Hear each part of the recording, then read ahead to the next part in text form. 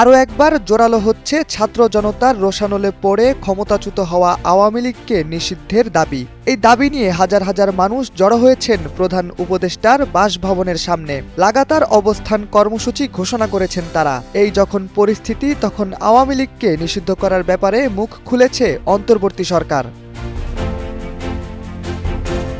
শুক্রবার প্রধান উপদেষ্টার এক বিবৃতিতে স্পষ্টভাবে জানিয়ে দেওয়া হয়, খুব দ্রুতই রাজনৈতিক দল হিসেবে নিষিদ্ধ করা হবে আওয়ামী লীগকে। বিষয়টি নিয়ে সক্রিয়ভাবে আলোচনা হচ্ছে।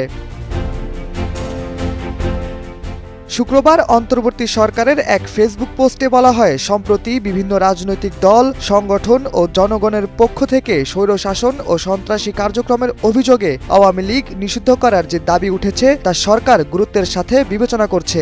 এ ব্যাপারে সরকার রাজনৈতিক দলগুলোর সাথে ইতোমধ্যে যোগাযোগ স্থাপন করেছে।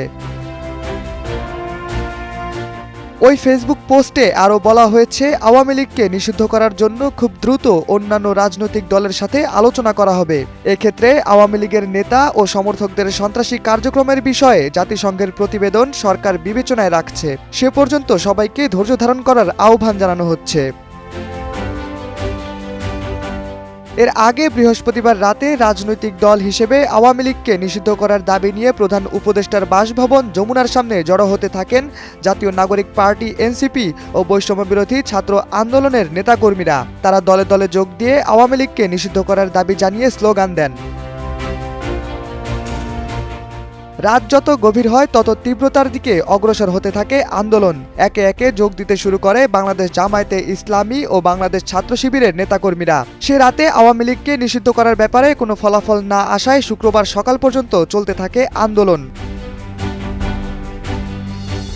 সবশেষ আওয়ামী লীগকে নিষিদ্ধ না করা হলে আরও বড় পরিসরে আন্দোলনে যাওয়ার কথা বলা হয় এনসিপির শীর্ষস্থানীয় নেতাদের পক্ষ থেকে।